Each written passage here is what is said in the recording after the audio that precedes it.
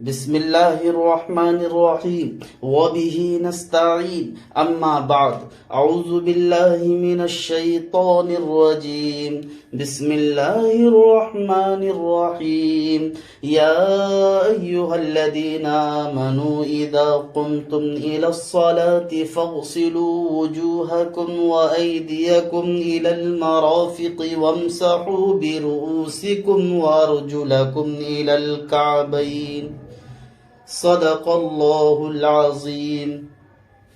ایمان والو، جب تمہارا نماز پڑھنے کا ارادہ ہو تو اپنے چہروں کو اور ہاتھوں کو کہنیوں سمیت دھو، سر کا مسح کرو، پاؤں کو ٹخنوں سمیت دھو۔ بعض لوگ عبادات کی طرف تو دھیان دیتے ہیں مگر پاکیزگی کی طرف توجہ نہیں دیتے۔ آج ایک آدمی کو ناقض وضو کرتے دیکھ کر تعجب ہوا، اس لیے خیال آیا کہ وضو کے متعلق بات کی جائے۔ مذکورہ آیت شریفہ قرآن کریم کی اہم آیتوں میں سے ہے اور ان آیتوں میں اس کا شمار ہوتا ہے جن کا حکم وضو کرنا پہلے ہی ہو چکا تھا، بعد میں آیت شریفہ نازل ہوئی۔ میرے محترم بزرگوں دوستو، حضرت عائشہ رضی اللہ تعالی عنہ نے بیان فرمایا کہ ہم مدینے کو آ رہے تھے، میرا ہار کہیں جنگل میں گر پڑا، اس کی تلاش میں نبی کریم صلی اللہ علیہ وسلم کو قیام کرنا پڑا۔ لوگ ہار تلاش کرنے لگے، رسول اللہ صلی اللہ علیہ وسلم میری گود میں سر رکھ کر سو گئے۔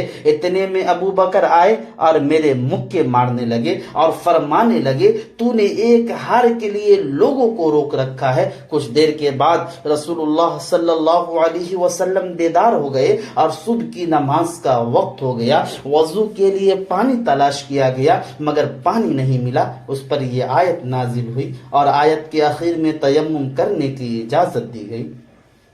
محترم بزرگوں اور میرے دینی بھائیوں، اسلام باطنی پاکیزگی اور تزکیہ کے ساتھ ساتھ ظاہری و جسمانی صفائی ستھرائی کا قائل ہے۔ نماز جو اللہ سے مناجات اور تعلق کا قوی ترین ذریعہ ہے، اس سے قبل بھی وضو کو لازم ٹھہرایا کہ طہارت کے بغیر نماز ہی نہیں۔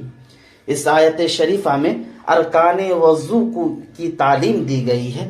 چہرہ دھونا، کہنیوں سمیت ہاتھ دھونا، سر کا مسح کرنا، ٹخنوں سمیت پاؤں دھونا، صرف یہ 4 چیزیں وضو میں فرض ہے۔ اس کے علاوہ باقی چیزیں کچھ تو مسنون اور کچھ مستحب ہے۔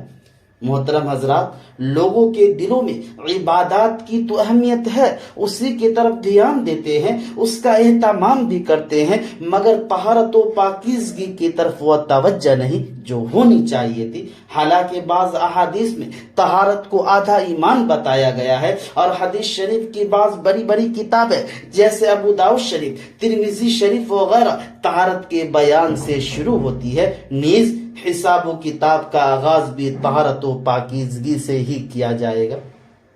طہارت کو عبادت اور اہم العبادت نماز میں چونکہ ریڑھ کی ہڈی کی حیثیت حاصل ہے، اس لیے اگر طہارت صحیح نکلی تو دیگر اعمال بھی صحیح، ورنہ سراسر نقصان اٹھانا پڑے گا۔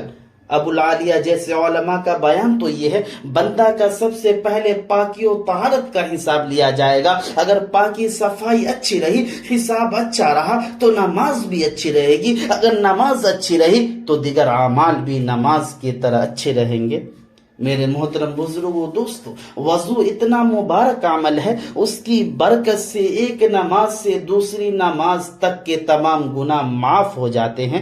حضرت عثمان غنی رضی اللہ تعالیٰ عنہ ایک اونچی جگہ پر بیٹھے ہوئے تھے، مؤذن نے عصر کی نماز کے لیے اذان دی۔ حضرت عثمان رضی اللہ تعالیٰ عنہ نے وضو کیا اور فرمایا، میں تمہیں ایک بات بتاؤں گا، اگر وہ بات کتاب اللہ میں نہ ہوتی، بسم اللہ الرحمن الرحیم، ان الحسنات یذہبن السیئات، بخدا میں تمہیں کبھی نہ سناتا۔ میں نے رسول اللہ صلی اللہ علیہ وسلم کو فرماتے ہوئے سنا ہے، جو آدمی وضو کرے، اچھی طرح وضو کرے، سنن و آداب کی رعایت کے ساتھ، پھر نماز پڑھے تو اس کے ایک نماز سے دوسری نماز تک کے تمام گناہ معاف ہو جاتے ہیں۔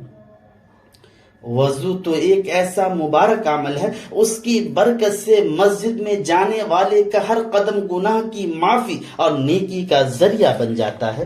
رسول اللہ صلی اللہ علیہ وسلم نے ارشاد فرمایا جب تم میں سے کوئی وضو کرے اور اچھی طرح وضو کرے سنن و آداب کی رعایت کے ساتھ پھر وہ صرف نماز کے لیے مسجد جائے تو مسجد میں داخل ہونے تک اس کے ہر بائیں قدم پر ایک گناہ معاف اور ہر داہنے قدم پر ایک نیکی اس کے نامہ اعمال میں لکھ دی جاتی ہے۔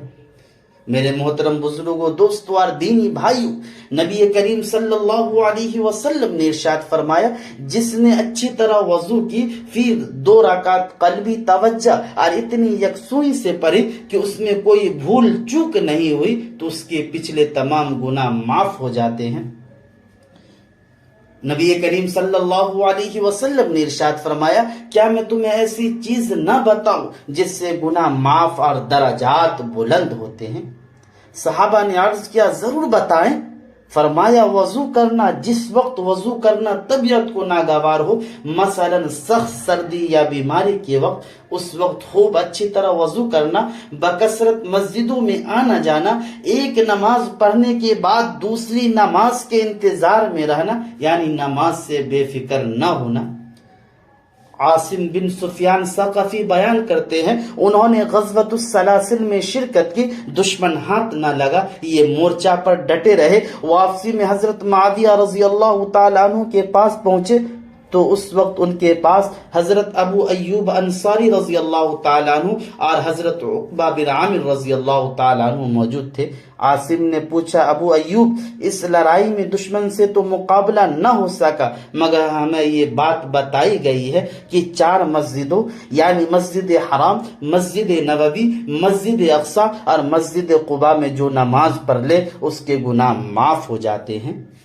ابو ایوب نے فرمایا بیٹے میں تمہیں اس سے بھی آسان عمل بتا دوں، میں نے رسول اللہ صلی اللہ علیہ وسلم کو فرماتے سنا ہے جو شخص اسی طرح وضو کرے افضل و مسنون طریقے پر جیسے حکم ہے اور اسی طرح نماز پڑھے جیسے حکم ہے تو اس کے پچھلے تمام گناہ معاف ہو جاتے ہیں۔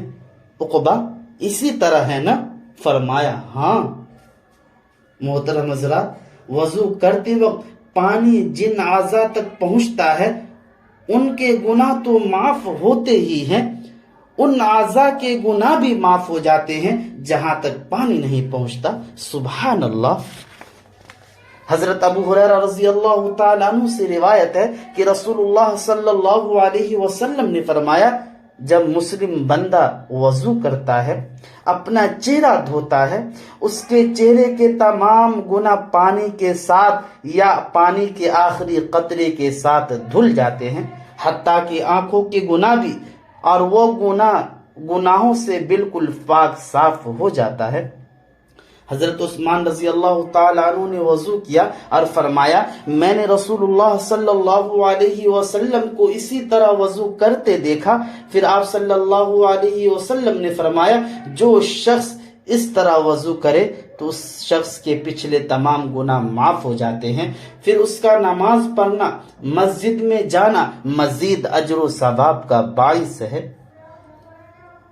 رسول اللہ صلی اللہ علیہ وسلم نے فرمایا جب مومن آدمی وضو کرتا ہے، کلی کرتا ہے، اس کے منہ کے گناہ جب ناک میں پانی پہنچاتا ہے تو ناک کے گناہ، جب چہرہ دھوتا ہے تو چہرے کے گناہ، حتیٰ کہ پلکوں کے بالوں کے نیچے تک کے گناہ، جب ہاتھ دھوتا ہے تو اس کے ہاتھوں کے ناخن کے نیچے تک کے گناہ، جب ہاتھ دھوتا ہے تو اس کے ہاتھوں کے ناخن کے نیچے تک کے گناہ، جب سر کا مسح کرتا ہے تو تمام سر حتیٰ کہ کانوں تک کے گناہ، جب پاؤں دھوتا ہے تو پاؤں کے تمام گناہ حتیٰ کہ پاؤں کے ناخن کے نیچے تک کے گناہ معاف ہو جاتے ہیں، نکل جاتے ہیں۔